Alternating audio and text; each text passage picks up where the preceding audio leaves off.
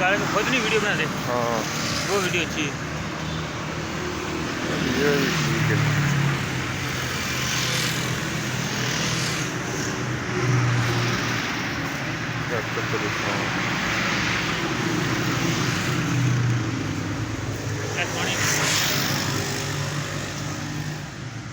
थोड़ा सा इधर करता हूँ ताकि पूरी आए।